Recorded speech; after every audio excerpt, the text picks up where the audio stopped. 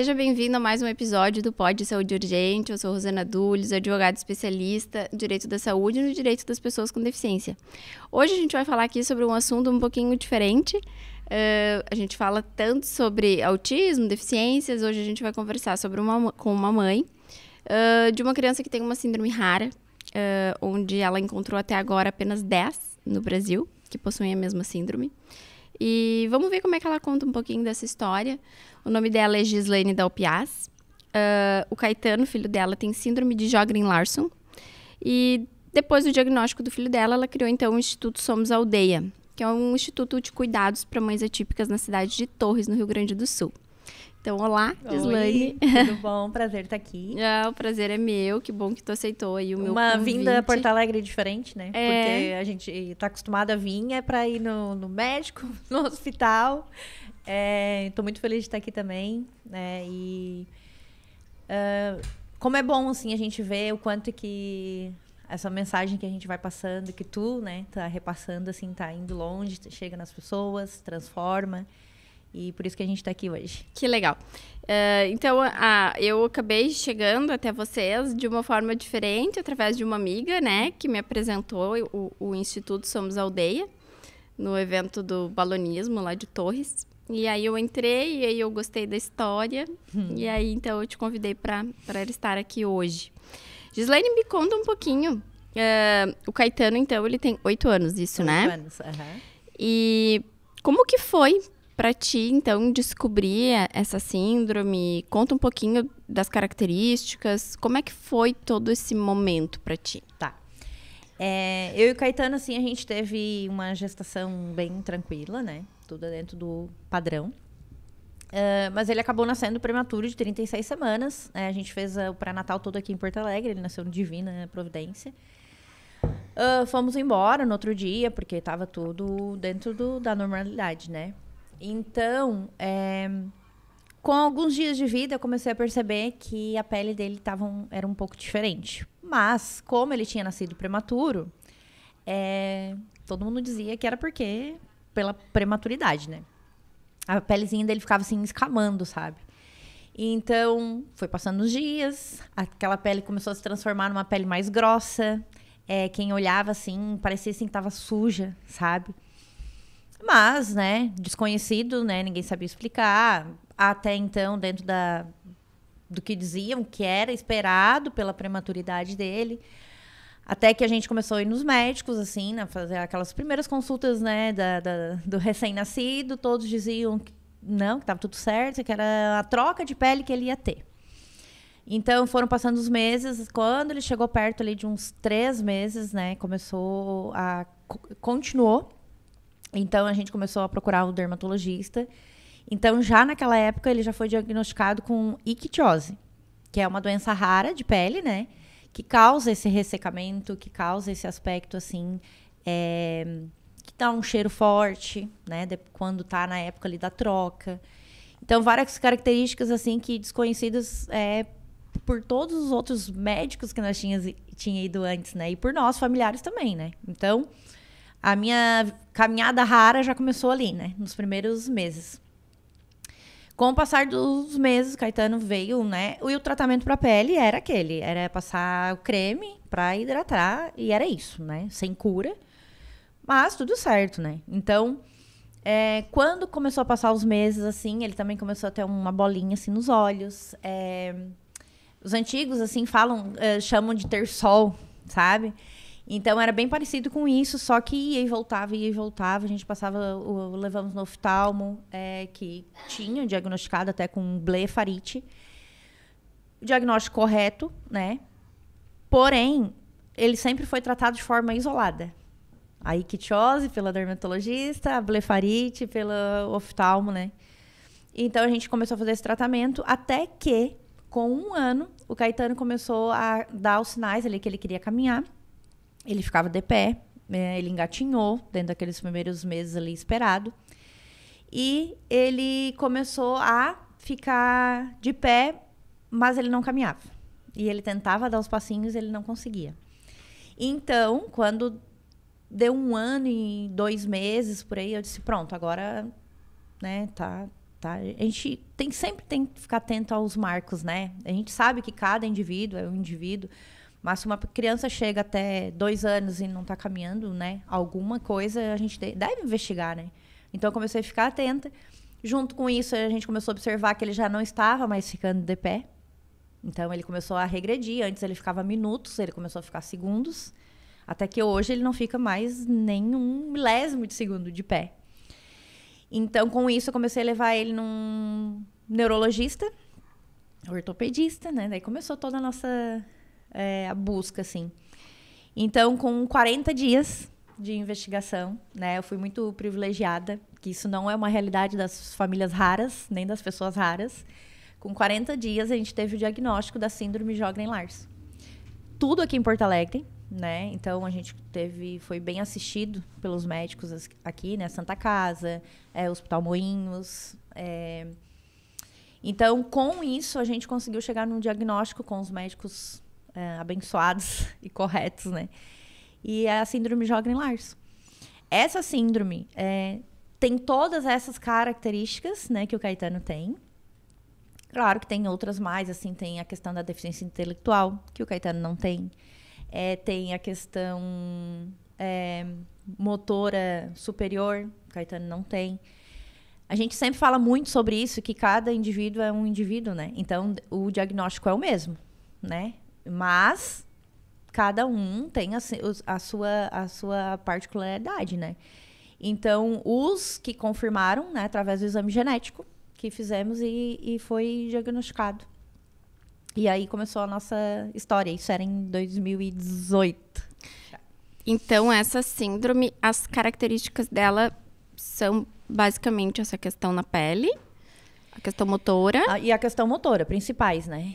Aí depois vem a questão ali do sensibilidade nos olhos, que ele usa óculos de sol, sempre usou desde os 1 ano e pouco.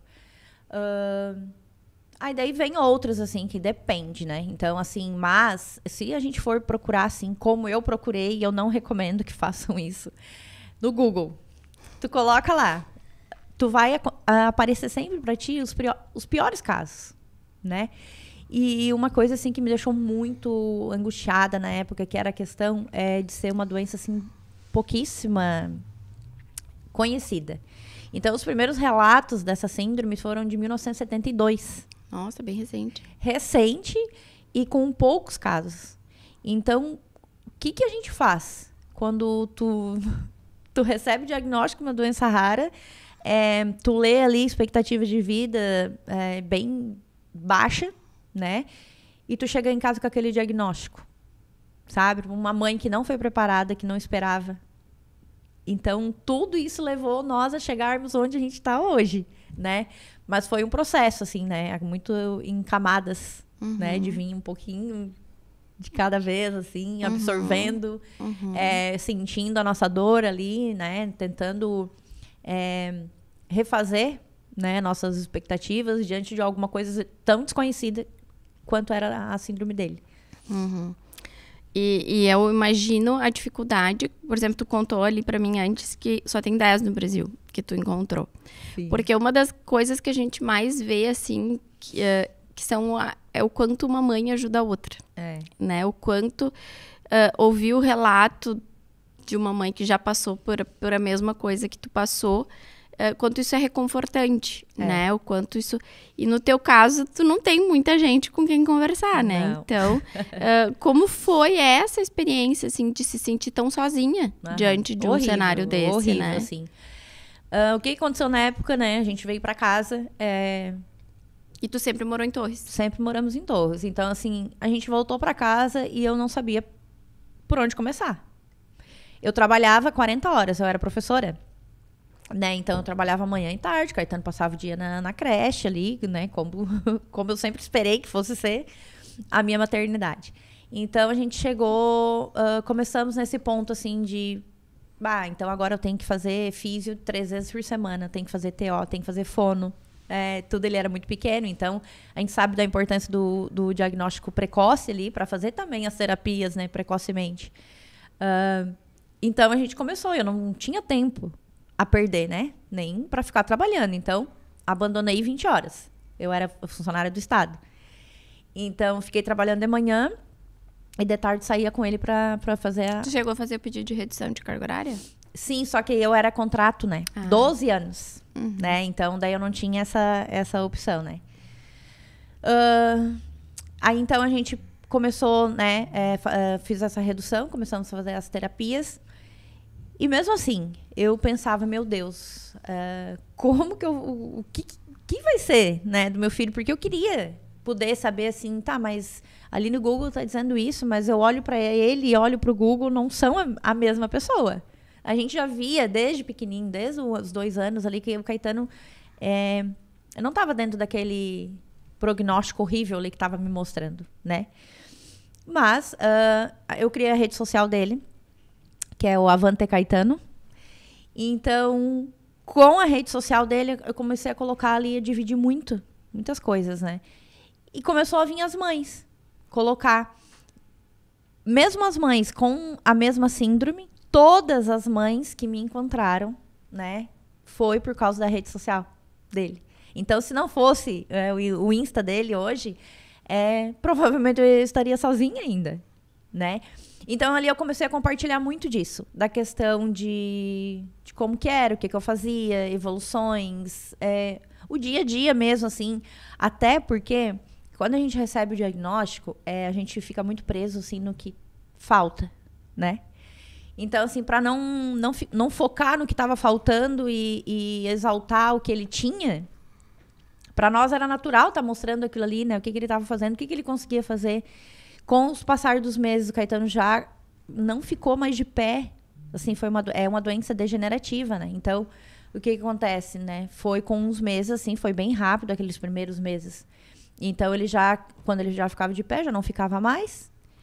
E a gente começou a ver essa questão da doença também evoluir, ao mesmo tempo que cognitivamente ele estava indo bem, fisicamente ele já estava indo como dizia, né? Então, começou por isso. Comecei a colocar ali e tal. E as mães, todas as gurias que a gente se encontrou, assim, pelo Insta, da questão da Jogren Larson, foram por ali. Começamos uma repassando para outra. Aí tem do Maranhão, de Minas Gerais, de São Paulo tem 3. Ano passado, graças a Deus, encontrei uma aqui de São Leopoldo, né? Que é a mais perto também.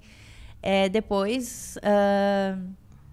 lá pro norte, mas enfim, todas assim realidades bem diferentes, né? Então, quando eu fiquei feliz de encontrar a Vanessa aqui em São Leopoldo, porque ela também já vai nos hospitais aqui em Porto Alegre, que eu também vou. Então, a gente se sente mais segura, né?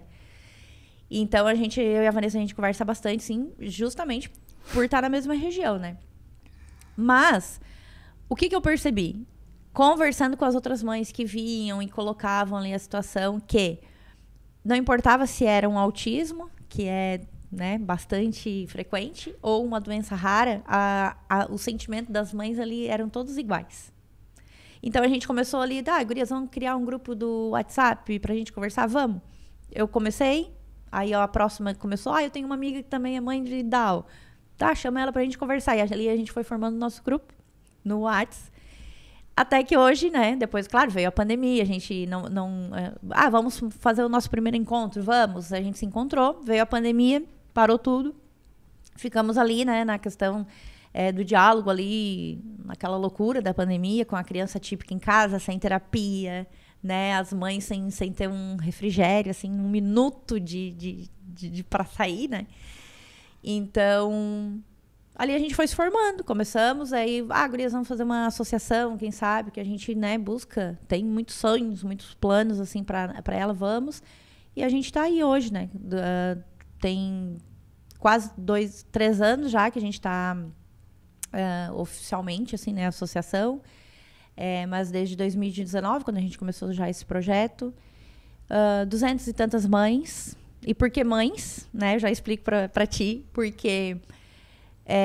80% da maternidade atípica é solo, tá? Então, e as mães que continuam casadas, mesmo assim, são elas que ficam no compromisso, né? De levar para terapia, pro corre, pro hospital, enquanto o pai tá ali na rua, né, troteando para conseguir uma renda para poder bancar todos os custos que uma maternidade atípica, né, ela exige.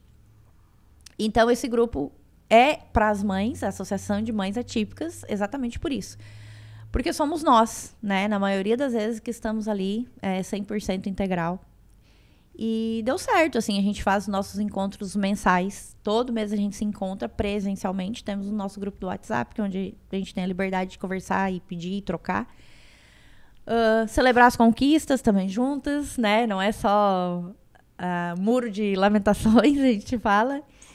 E a gente tá aí, né? Pra dar força, porque a gente sabe que conversar com uma pessoa que tem a empatia de se imaginar no nosso lugar é bom.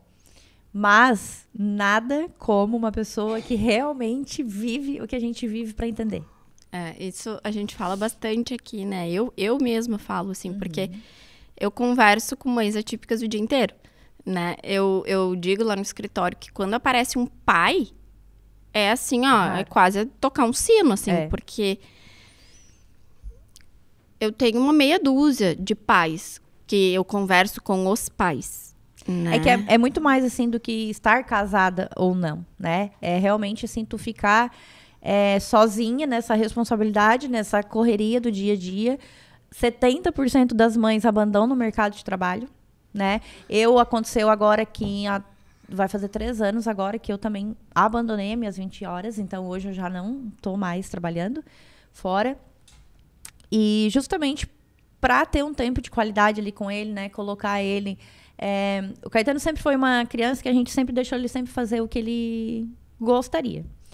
Ele já praticou jiu-jitsu por 5 anos, né? Agora ele quis entrar no handebol. Então, nas terças de manhã eu tô levando ele no handebol, fora físio, fora fono.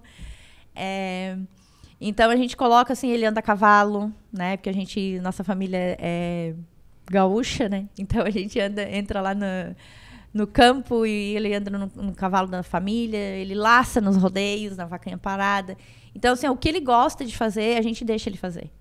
E para isso a gente também precisa ter tempo, né? Então, não é uma perca de tempo estar investindo nisso, né? Só que eu tenho consciência que é um privilégio que poucas famílias também têm, né?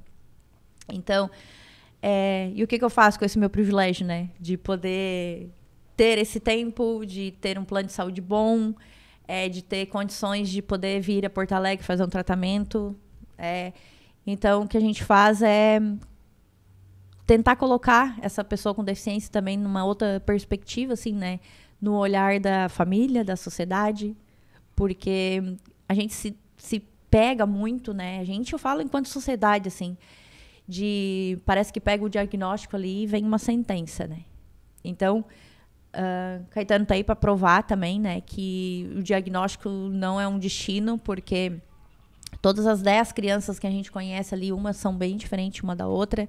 Tudo que ele faz, falaram que ele não faria, tá? Assim como muitas outras deficiências que a gente acha, assim, que, não vai trabalhar, não vai estudar, não vai brincar, né? Só que a gente tem que ter esse tempo, assim, para investir, né? Então, hoje... Tem que dar oportunidade também de eles experimentarem coisas, para entender o que eles gostam. Os locais, as escolas, né? A questão da inclusão. O preconceito contra a pessoa com deficiência tem nome, né? E é o capacitismo.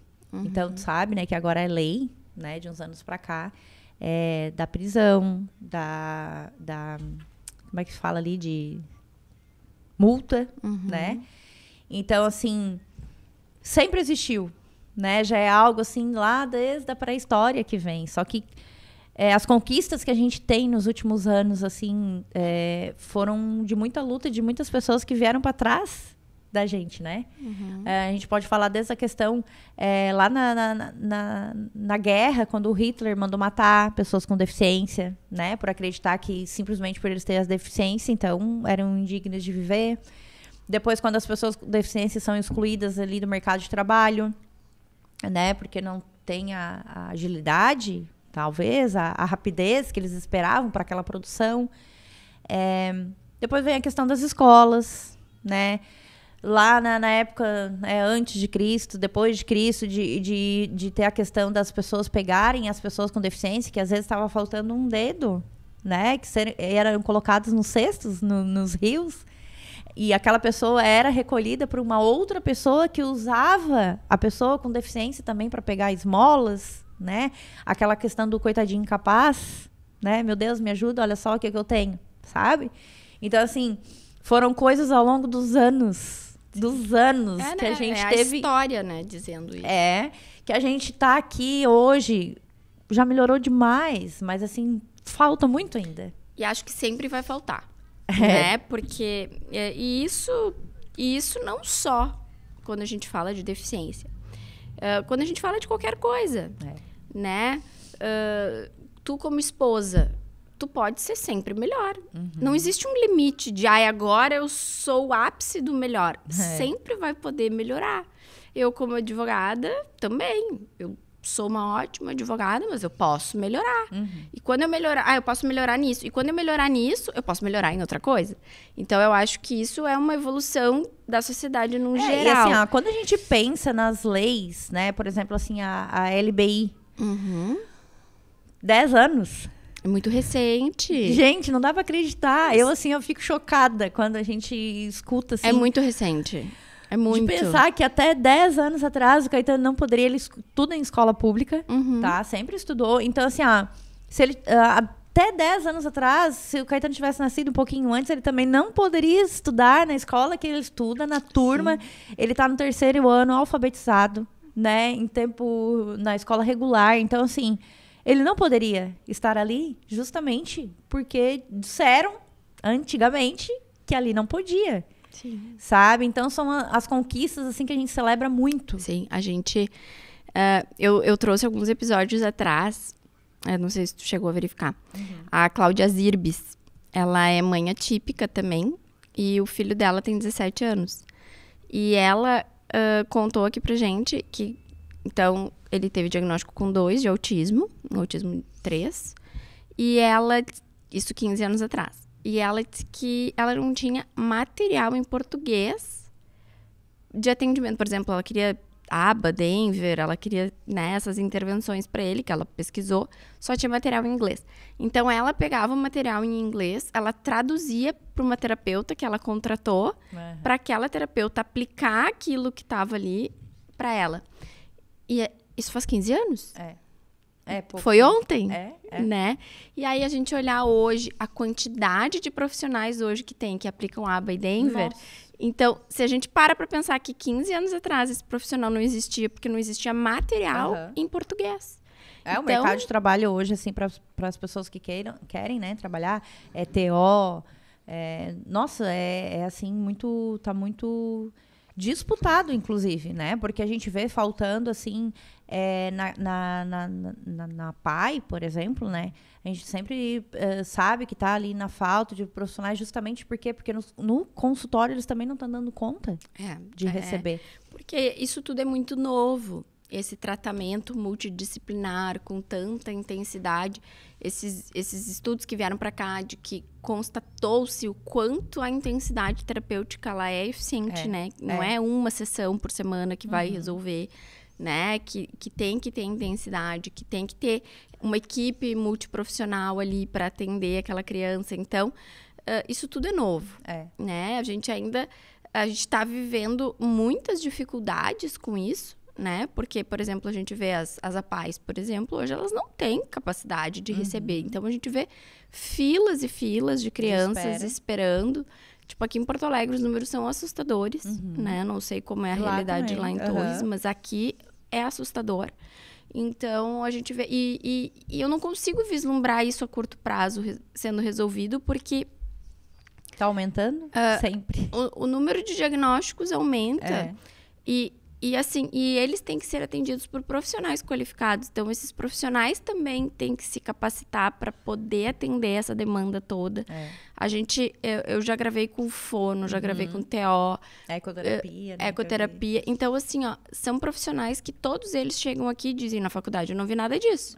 Psicólogos. Então, assim, para poder atender essa demanda, eles precisam fazer muitas especializações e a gente está falando de um cenário muito novo.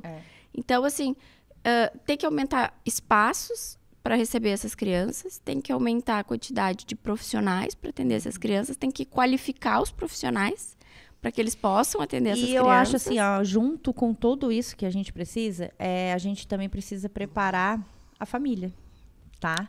Porque justamente, né, nisso que a gente gosta, assim, de trabalhar dentro da aldeia, né? A gente tem o nome de Somos Aldeia, até vou contar um pouquinho da história.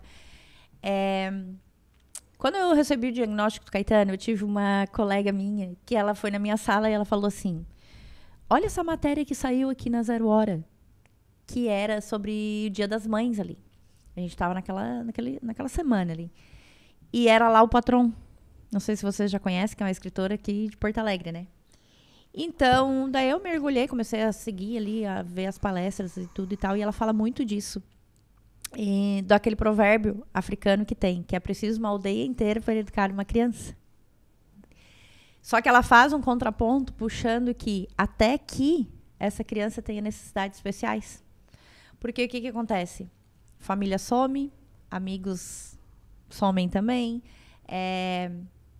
Tudo fica mais complicado para essa mãe ter uma aldeia quando o filho tem uma deficiência. Tá?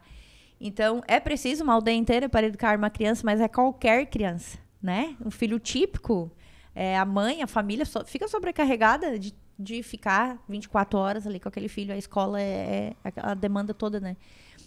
E tem mais o filho atípico, que além de tudo isso tem as terapias, tem remédios, cirurgias, enfim. E daí, na época, eu pensei assim, meu Deus, como é que a gente vai fazer assim para colocar isso assim na cabeça, né, das pessoas? E daí surgiu o nome Somos Aldeia, porque nós queremos chamar mais gente para nossa aldeia, né? E a aldeia pode ser todo mundo, não precisa ser só a família atípica. Eu acho que isso eu falo aqui quase todos os episódios. A sociedade precisa falar sobre isso. Tu me perguntou ali antes se eu era mãe atípica. Porque parece que só mães atípicas levantam essa bandeira e se preocupam com isso. E eu falo muito isso, assim. O quanto eu acho que é importante que as pessoas, mães típicas, elas entendam o que é vivido aqui. Às vezes, assim, ó, uma vizinha, a gente sabe o papel que o vizinho tem. Todo mundo fala, né? Tem um ditado que fala que o vizinho é o irmão mais perto, né? Verdade. Porque o vizinho se der um problema na tua casa, tu precisar de ajuda, tu vai gritar ao teu vizinho que vai te socorrer. Né? Quem tá perto. Então, imaginar, assim, a importância que um vizinho tem dentro de uma família típica, por exemplo. Uma coisa tão simples, às vezes uma vizinha chegar e dizer assim, ó, quer que eu dê uma olhadinha nele para tu tomar um banho, sabe? Chegar com um bolo, olha, fiz um bolo aqui, ó, trouxe incluir, pra ti. Né, esse filho para brincar, junto com o seu outro filho. O que tu fez, o que tu tens feito, assim, para nós, a gente valoriza demais porque são muito poucas as pessoas que fazem isso, sem estar vivenciando, entendeu? Por isso que eu te pergunto, tu é mãe atípica, porque para nós sabe, é muito pouca gente que faz isso sem... E a gente vive falando e pedindo que essa família, a pessoa, o parente, a escola... Tu não precisa ter uma criança com deficiência, um filho com deficiência, né? Dentro da tua casa.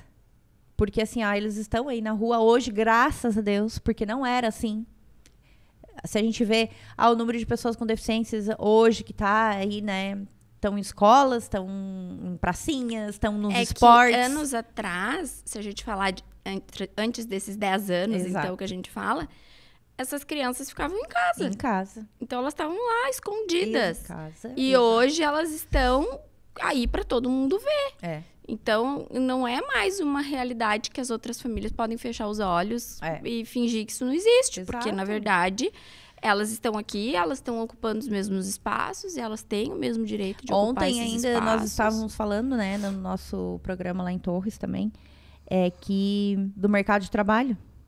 Enquanto que essa empresa ela não caminhar Não adianta ela falar assim, não, mas eu sempre fiz assim, enriqueci assim, me dei bem assim.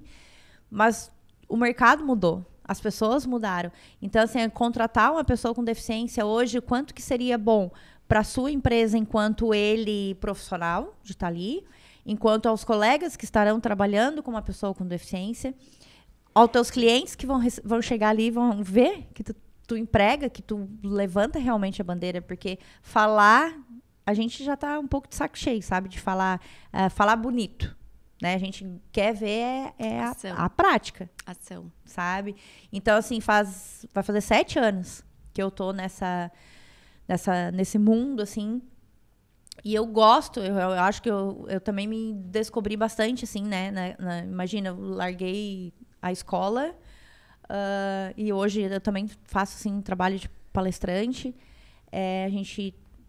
Estou como presidente da associação e vem, assim, o ativismo, sabe? Porque eu não consigo ficar parada vendo tantas coisas que a gente vê acontecendo, porque a gente também se preocupa muito de quando eu não estiver mais aqui, como é que vai ser as coisas.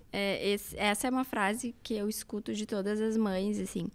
E eu acho que foi no primeiro episódio que eu trouxe uma amiga minha, grande amiga minha, que é a mãe atípica. Eu vi. Uhum. E ela falou, assim, uma coisa que...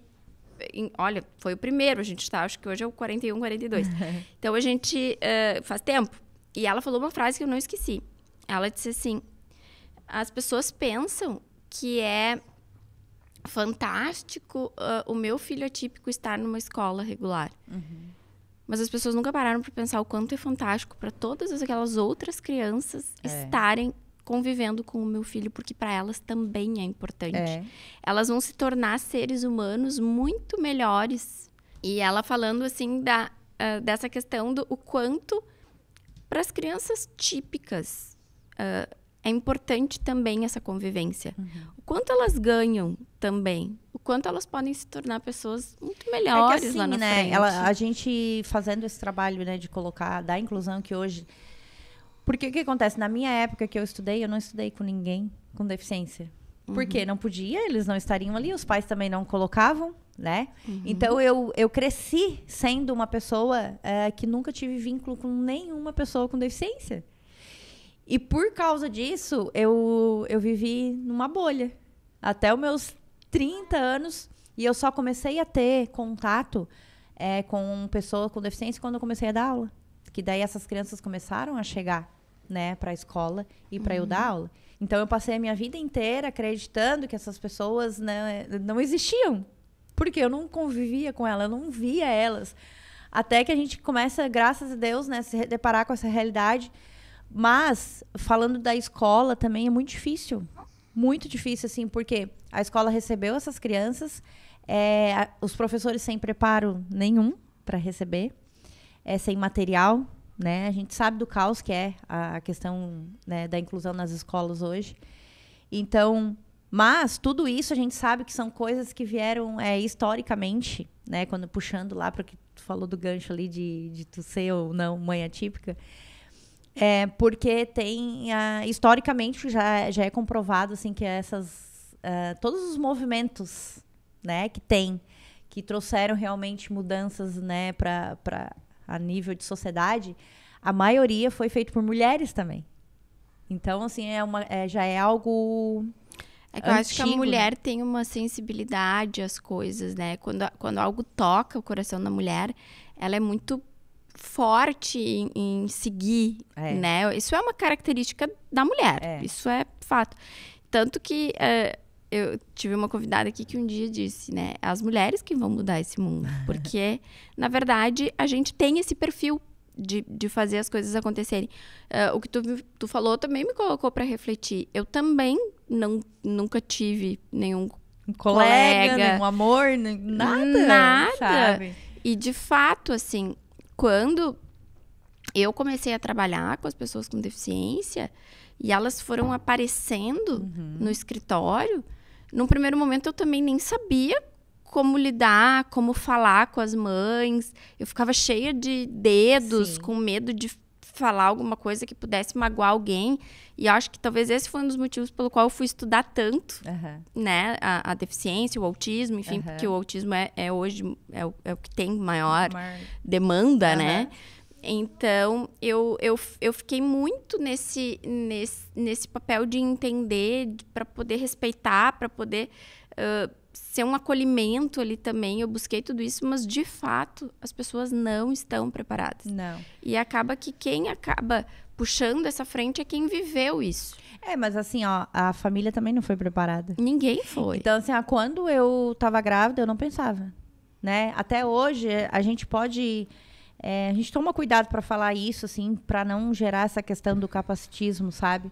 Mas eu posso te perguntar, assim, qual é a grávida que está grávida hoje e que quer que o filho tenha uma deficiência? Nenhuma. Então, assim, a gente também não pode romantizar, né? Colocar, assim, dentro da questão do conto de fadas, que a gente sabe que não é. Então, é um processo muito... Cada mãe tem o seu tempo.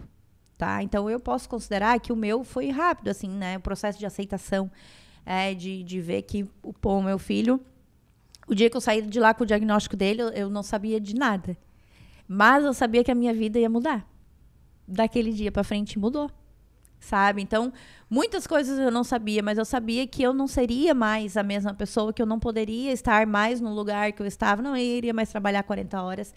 É claro que a gente tenta colocar, né, toda essa situação, assim, para um olhar, assim, melhor, mas quando aquela mãe recebe, aquela família recebe o diagnóstico, a gente pode, né, nunca vocês esquecerem que ela não foi preparada para isso. Então, a gente já começa a bater lá na tecla de onde falta políticas públicas também para a mãe grávida, que já sabe que o filho já vai nascer com uma deficiência, né? E para a mãe que vai ter ali aquela descoberta, pode ser num acidente, né? Pode ser uma doença rara que vai ser com o tempo, vai ser no parto, uma paralisia cerebral, um autismo. Então, a gente não sabe.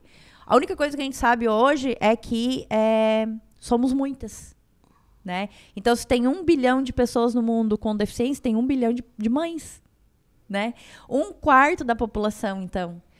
E esse outro quarto de mães, o que foi oferecido, o que foi ofertado, o que foi falado para elas. E outra coisa que a gente troca, assim, que a gente não gosta de usar muito, assim, é a questão do luto, né? É um luto de quando o nosso filho nasce. Mas vamos trocar luto pelo processo de aceitação, então. Porque o nosso filho está vivo, né? Então, o que a gente precisa? De oportunidade, de força, né? Não adianta a gente ser colocada naquele pedestal de super-heroína, né? De guerreiras. As mães atípicas odeiam ser chamadas. Odiamos. Porque é muito mais fácil, assim, né? A sociedade colocar para nós essa bandeira de guerreira. Olha, vocês são demais. Exato. Não. Escondendo o que eles devem fazer de fato, né? Começa pela tua calçada ali, que tem quantos lugares que o Caetano poderia ir sozinho com o andador dele, com a cadeira de rodas dele, mas ele não vai. Por quê? Porque a calçada ali tá horrível, ele não consegue ultrapassar, ele vai precisar de alguém para isso. Aí tu começa na questão dos medicamentos, né? Que tu, como advogada, então tu sabe bem como é que é a peleia, né? De 3 meses a gente tá ali e busca laudo e vai em médico. Então, assim, uma mãe que foi... O Caetano já fez não sei quantas cirurgias, já perdi a conta. Acho que umas 6. Nós vamos fazer a próxima agora mês que vem, né? Toda sala de cirurgia, toda cirurgia que ele vai fazer, qualquer procedimento, é como se fosse o primeiro. Tá? Não adianta a gente colocar assim a questão, porque já está acostumado. Não, eu nunca vou me acostumar, né? Porque eu não queria. Eu não queria estar ali. Então, são coisas que a gente não tem nem tempo, às vezes, de tempo para chorar, tempo para reclamar. Ao mesmo tempo que a gente está ali de pé, vibrando pelas conquistas deles, mas é um lugar que a gente não gostaria de estar. E então, em 2018, eu me tornei a mãe que ninguém quer ser, que é a mãe atípica, que eu também não gostaria de ser. Mas a gente está aí, né? Então, cada dia aumentando mais, cada dia chegando mais mães, mais diagnósticos, e o que a gente precisa? É realmente esse acolhimento, né? A pessoa que saber que... mas eu não sei o que eu faço. Tá, mas a gente também não sabia o que fazia. Mas convivendo, aceitando, vendo as possibilidades, o que essa pessoa tem, o que ela tem e tirar assim, aquela parte do que falta, sabe? Vamos focar no que ele tem e não no que falta.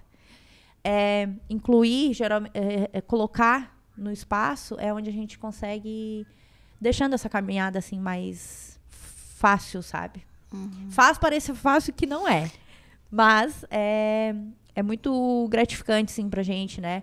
Quando a gente vê uma família, uma mãe que tá todos os dias ali lutando, fazendo muitas vezes esse papel sozinha, né? De pai, de avô, de família, olha, tu terapeuta. Ainda, teu marido ficou. Ficou.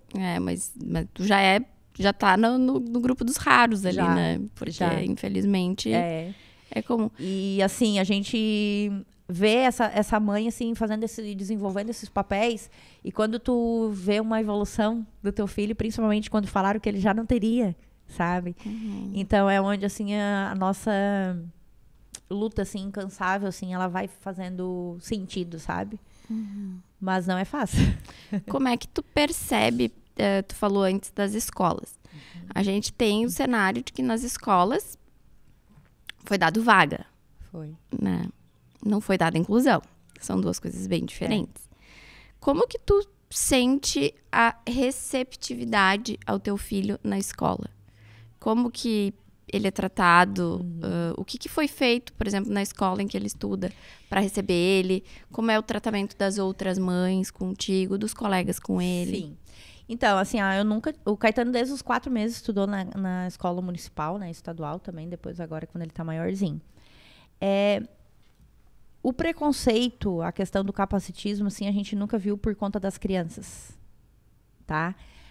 Veio pelos adultos. Sempre. Tá? Então, assim, a gente foi... desde a escola que me chamou para dizer, Giz, olha, eu acho que o Caetano tem alguma coisa, porque ele tá caindo, vamos investigar e tal, e me acolher junto daquele momento que eu também estava perdida. Até a escola que, quando ele fez a cirurgia das pernas dele, que ele colocou gesso em 2022, ofereceu de fazer as atividades em casa durante um mês, porque era o tempo que ele usaria o gesso. Porque não tinha espaço na sala de aula para ele circular com a cadeira de rodas. Então, assim, a gente foi de 8 a 80, né, na mesma região, no mesmo município. E tudo isso tem a ver com o olhar, né, dos adultos, da gestão, né, do que eles preparam ali, aqueles professores que também... Eu fui professora, então eu também tenho um lado ali de saber que eu também recebi crianças com deficiência e eu também não sabia como fazer. E não recebia material, muita cobrança de cima, né, que chegava na escola e só dizia para a escola, se vira com o que vocês têm. Então, a gente tem os dois lados, assim, de saber que a escola, por mais que ela queira ser inclusiva, que ela quer fazer uma mudança, ela também fica bem presa. Falando em material, né? Porque, assim, a questão da empatia, disso daí são coisas que qualquer escola, qualquer pessoa pode trabalhar, né? Então, com nós, a gente nunca teve esse problema, assim, né? Os alunos, os colegas são queridos, eles disputam para levar a mochila. Ontem, ainda no handebol, foi bem bonitinho, porque ele estava saiu correndo, assim, com a bola. E daí, quando ele chegou lá na goleira, o goleiro deu um pulo para a bola passar para dentro da goleira, sabe? Foi tão bonitinho, assim, de assistir, porque as crianças, para eles, tá tudo certo, sabe? Então, assim, quando a gente for pensar na palavra normal, né? Colocada para nós nessa sociedade já de muitos anos. O que é uma pessoa normal, se a gente vai pensar? Vai pensar numa pessoa magra, vai pensar numa pessoa alta, branca, né? Então, assim, o que é normal de verdade? O que é o correto? A gente não sabe, porque a gente também não sabe quem inventou isso daí, no que ele se baseou. Então, deixar essas crianças dentro da escola e trabalhar os pais, Porque quando a gente vê uma criança reproduzindo alguma fala capacitista, não foi a criança que ensinou de criança para criança. Tem Ela um aprendeu, vídeo. ela aprendeu em algum lugar, fora. Não sei se tu já viu o vídeo, eu não sei de onde é, mas é um vídeo em que eles colocam crianças. Então, eles colocam uma criança branca e uma criança preta. E aí, eles perguntam para as crianças, o que vocês têm de diferente? Aí diz, eu gosto de molho de salsicha, ele não gosta. Aí, pega uma criança numa cadeira de rodas e outra não. O que vocês têm de diferente? Ele gosta de brincar de carrinho, eu não gosto. Então, tipo, eles em nenhum momento, aquelas crianças pontuaram diferenças, né? Todas se basearam nos gostos, no que gosta, o que não gosta.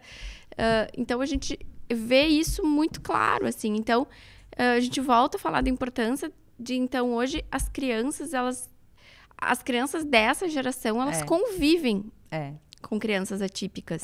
Então, elas estão tendo uma oportunidade que nós não tivemos, né?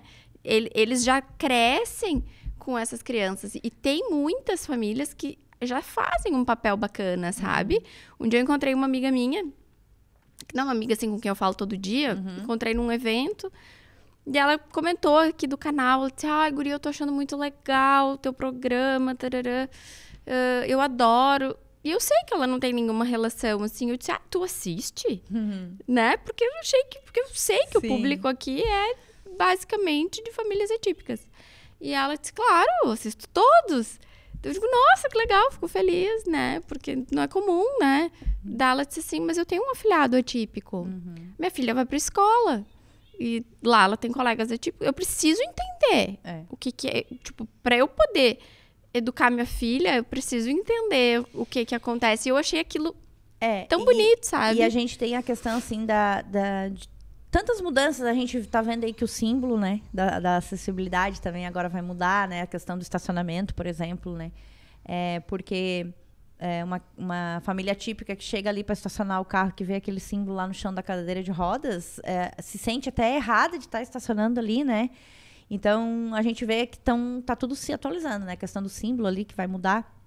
Mas a gente vê pela própria palavra, né? A deficiência, né? Se a gente for procurar no dicionário o que é deficiente, já lá no dicionário está dizendo que falta alguma coisa, sabe?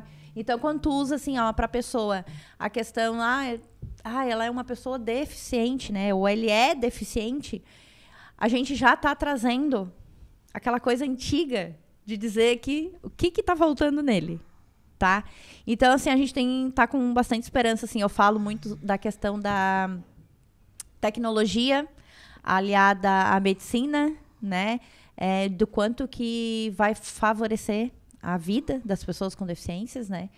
E, consequentemente, assim, a comunicação, né? O que a gente pode passar, né? Para frente, né? Hoje a gente está aqui, tu faz o teu trabalho fazendo pod. As pessoas que assistem, né? Que vão escutar, eu tenho certeza que nenhuma sai como entrou, né? Para escutar. Então, é isso que a gente está fazendo, né? Fazendo nossa parte agora, para daqui a uns anos poder passar o bastão ali para a próxima geração que vai vir. Para dizer que, fiz a minha parte, agora continua. Porque eu também tenho consciência de saber que ainda não vai ser nessa geração que a gente vai ver as coisas como a gente precisa, não, né? Com certeza não.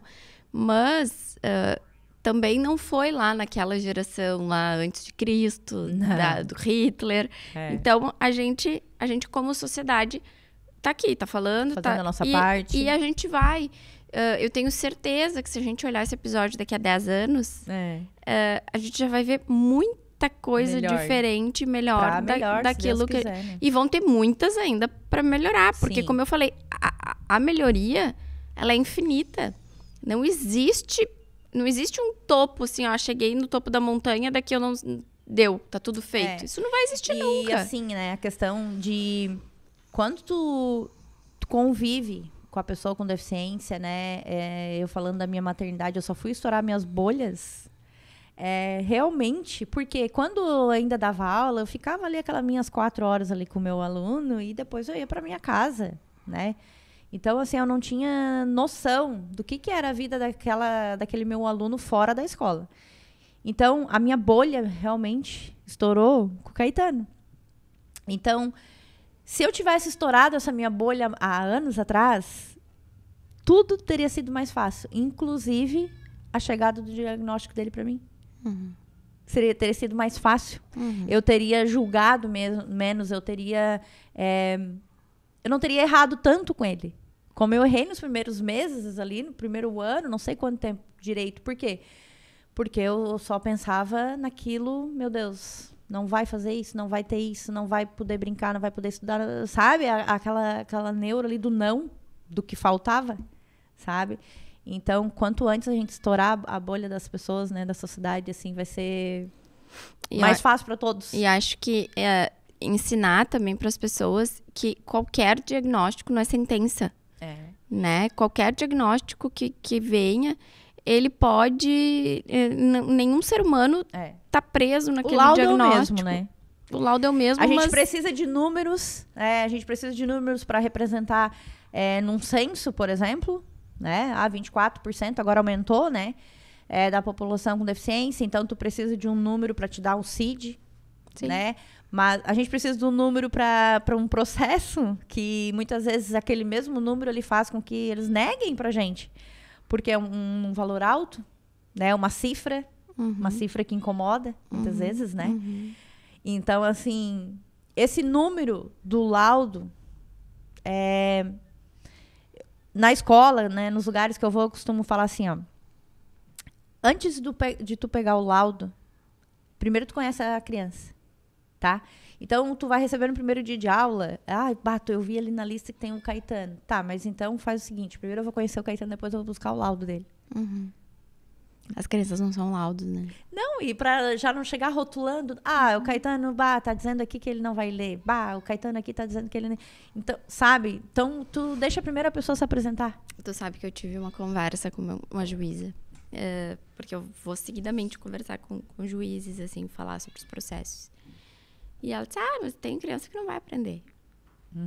Ela me disse isso. E aí eu disse assim, tudo bem, pode ser que tenham crianças que não vão aprender. Mas antes de eu dizer isso, eu preciso proporcionar para ela a oportunidade de aprender. Aí, ok, se ela foi estimulada, se ela foi proporcionada, várias coisas foram tentadas. E aí, talvez eu vou dizer que ela não tem condições de aprender. Mas enquanto não for oportunizado a ela isso, era um menino em que a pai tinha dado alta porque ele não estava apresentando evolução. E aí, eu estava brigando por um tratamento com 20, 30 horas de aba, com tratamento... Então, beleza, aqui não funcionou, vamos tentar fazer uma coisa melhor, então. E aí ela me disse, mas pode ser que ele não aprenda. Disse, pode até ser, mas vamos tentar. Se nós não dermos... Não, a gente já tem, né? Se nós não dermos a oportunidade dele receber um tratamento, por exemplo, com 20 horas de aba por semana, a gente nunca vai saber se ele responderia ao tratamento. E para te ver essa questão dos processos, assim, né? Falando da tua área, o quanto que o Brasil, assim, falando do Brasil, né? Tá desfalcado, né? Nessa parte, assim, porque... eu não sei quando que vão entender, né? Que enquanto tiver investimento, né, na saúde pública, desde aquela grávida ali que tá... A gente fala assim, ó, que se a grávida que tá grávida hoje, souber que o seu filho tem a possibilidade de nascer com uma deficiência, já é meio caminho andado, tá? Então, pós isso, receber um diagnóstico, né, na gravidez ou depois que nasceu, enfim. Políticas públicas de qualidade, que invistam, né, naquela criança, naquela mãe, desde cedo, o quanto que aliviaria a fila de processos, né? Só disso, eu acho que até de custo. Porque, óbvio, é muito caro, né? Porque os estudos, eles dizem que se a criança receber o estímulo certo enquanto pequena... Por exemplo, tem um estudo que diz, não sei quantas crianças autistas foram submetidas ao estudo, intensivo, o de Denver, né? Um tratamento 30, 40 horas por semana ali, tudo padrão ouro de tratamento. 70, 80% das crianças reduziram os sinais ali, aquelas características absurdamente, sendo que muitas chegaram a ter dúvidas se ela ainda estaria dentro de um diagnóstico de autismo ou não, por exemplo. E aí a gente vai pelo outro contraponto. A gente sabe hoje que, por exemplo, a política pública, ela não dá esse tratamento. Mesmo às vezes com o processo é uma luta, não dá esse tratamento. Só que esse adulto que não se desenvolveu quando criança, que não recebeu esse tratamento, ele vai onerar muito o Estado lá na frente. Então, a gente faz um cálculo. Eu fui atrás de licitações de residenciais que recebem, então, essas pessoas adultas. Custam, em média, de 20 a 30 mil reais por mês para o Estado, o custeio de uma pessoa que fica institucionalizada num local como esse. Essa criança aqui, que hoje também receberia um tratamento de 20, 30 mil reais, talvez com 3 anos de tratamento, ela se desenvolve, se capacita, e ela não vai precisar... Vira um adulto mais independente. Um adulto mais funcional, independente, que pode produzir para a sociedade. E essa oportunidade não está sendo dada. Então, o que vai restar lá na frente é esse custeio desse adulto, né? Então, ali a gente vê o quanto é uma economia burra que estão fazendo agora. E assim, a questão das mães também, né? Que a gente bate muito na tecla disso, porque o número de suicídios, né, dentro da maternidade atípica é muito grande, né? Consequentemente, esse filho com deficiência que ficou, né? O que vai ser feito com ele. Então, assim, é um conjunto. A gente sabe que, embora falhas, ainda há políticas públicas para as pessoas com deficiência, né? Mas a gente convida sempre, por isso que a aldeia está aí, para pedir atenção e tentar começar a pensar como que a gente vai fazer para essa família ser tratada, ser digna de que realmente ela precisa, né? Sim. É o cuidar de quem cuida, né? É tão importante, assim. E, infelizmente, a gente não vê nada hoje para as mães, né? Não, E tem uma frase que diz assim, se uma mãe não estiver bem, não ter 40 horas de aba que resolva. É verdade. É verdade. Porque ela é o alicerce, né, daquela criança. Então, esse cuidado tem que ser feito. E a gente quer mais assim, né? Lá em Torres, por exemplo, fomos o primeiro grupo, né, a fazer esse tipo de associação, né? A gente quer mais que se espalhe, né? Sim. Que tenham muitas para cá, em todos os lugares. Todos os lugares. Porque somos muitas, né? A gente precisa, então, dessa rede, assim. A gente costuma falar, muitas mães saem unicamente naquele dia do encontro, no mês, né? Quem não tem, assim, uma vida social muito ativa, às vezes deixa para sair, tal dia, a gente sempre faz na última quarta-feira do mês. Então, na última quarta-feira do mês, elas buscam uma rede de apoio, né? Elas vão atrás, pedem, o fulano fica com meu filho para eu poder ir. Elas podem levar, mas a gente tenta fazer com que elas não levem, né? Pede para elas não levar. Não deixar de ir, mas assim, buscar realmente essa rede de apoio, porque às vezes é o único dia no mês que ela sai, que ela fica ali 2, 3 horinhas, assim, sabe? Sem... Despreocupada. A gente fala que é o nosso Vale Night, sabe? Hoje é o nosso Vale Night. Então, para isso que a gente está, assim, juntas, né? Levar essa mensagem de quanto que é importante, quanto que a gente precisa. Não queremos pedestais, não queremos ser super-heroínas de ninguém. A gente quer mesmo que cada um faça a sua parte para aliviar a nossa que a gente faz. Gislaine, obrigada pela tua fala importantíssima. É sempre muito bom ouvir e refletir sobre o que a gente escuta aqui de quem vive essa realidade. Porque, como a gente falou, né? Eu recebo os relatos diários de mães. Mas quando a gente escuta dessa forma, é impactante. E eu digo, ano passado eu fiz uma retrospectiva no final do ano, contando um pouquinho sobre como tinha sido desde a criação do canal e tal, pra postar ali no final do ano. E eu digo assim, o quanto eu me torno todos os dias uma pessoa melhor. Só de estar aqui, ouvindo tudo que eu escuto, sabe? Porque ouvir o relato de cada pessoa que passa por aqui não tem como eu sair igual, Uhum. né? E eu acho que é isso que eu desejo para quem tá em casa assistindo, né? Que reflita sobre a sua vida, que veja o quanto é possível sermos pessoas melhores todos os dias. Eu finalizo todos os episódios fazendo uma pergunta e tu não vai te escapar dela. Eu já tava pensando. Se tu tivesse agora diante de uma família que acabou de receber um diagnóstico, o que tu diria pra ela? Eu diria que o diagnóstico não é um destino, né? Então, antes de tu pensar todas as coisas que tu não vai fazer com esse filho, tu pensar no que tu pode fazer, com um olhar também diferente, né? Imaginar que cada pessoa é única, então o seu filho pode ser atípico, mas o seu filho típico também. Às vezes a gente não esquece, assim, o filho típico tem dificuldade na matemática, muita dificuldade. Então, por que essa cobrança vem em cima do filho atípico? Né? Se os típicos também passam por isso. Também são todos diferentes, todos Exato. têm dificuldades. E o meu conselho, assim, é buscar a rede de apoio, tá? Trocar experiência com as mães.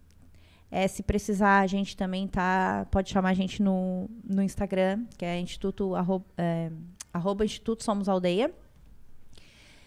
A gente gosta muito de fazer essa troca, né? De encurtar o caminho dessa família que está chegando, que não sabe por onde começar. Então, a gente consegue dar esse suporte, assim, tu tem que primeiro na farmácia básica, depois tu vai né? Faz todo aquele trajeto que tu sabe. Tinha que ter uma cartilha, né? Exato. A gente está preparando. Vai aqui, depois vai ali, depois vai ali, porque isso ajuda muito, E né? pensar, assim, que o teu filho pode muito mais do que te falaram, né? Que ele não poderia. Quando eu conheci o primeiro ortopedista que a gente foi a primeira e a última vez que a gente foi nele, ele olhou pro Caetano e ele disse assim, que estava tudo errado com ele, como se eu tivesse ido no açougue comprar pão.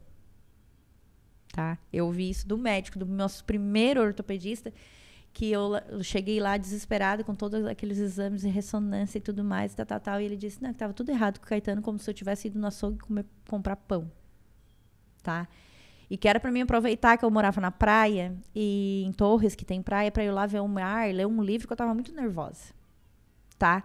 Então, esse médico, eu tenho vontade, né, de voltar hoje, 7 anos depois, e mostrar, né, o que ele viu de errado no meu filho naquela época, que se eu tivesse ficado com a opinião dele, com o jeito que ele falou, ele teria mudado muito o rumo da minha vida com o Caetano. Então, as palavras das pessoas, tanto as pessoas, né, os profissionais da saúde, quanto as pessoas com quem a gente convive, são muito importantes na nossa caminhada. Porque elas podem ajudar a decidir, né? Ou tu vai ser ponte, né? Ou tu vai ser um obstáculo na nossa vida. É essa a pergunta que eu deixo. Tá? E eu agradecendo, né, de estar aqui, fiquei muito contente. Nós, assim, que viemos, assim, pequenininhas, pensando, né, que a gente está aqui hoje, estou na capital, a gente está em Porto Alegre. Pessoas que viram nossa história, que acharam bacana. Faz a gente também ganhar um renovo, assim, sabe? Porque essa comunidade, né, as pessoas, assim, a família típica, pessoas com deficiência, assim, já é uma classe, né, uma comunidade assim que já vem muito sofrida, sabe? Então é difícil muitas vezes a gente levantar elas, colocar esse ânimo para cima, dizer que sim, é possível, sabe? Que não vai escutar aquele médico que te falou tantas coisas ruins, vamos buscar uma outra opção. Então, agradeço muito, assim, e quando vocês precisarem da gente também, pode contar com a gente. Que legal. Gente, então, depois de tudo isso, eu acho que eu não tenho nada mais para falar. Obrigada por terem estado aqui com a gente. Se você gostou desse episódio, curte, para mais pessoas também receberem esse vídeo lá no seu YouTube. Compartilha com alguém que você acha que pode gostar. Te inscreve no canal. Até semana que vem. Tchau, tchau. Tchau.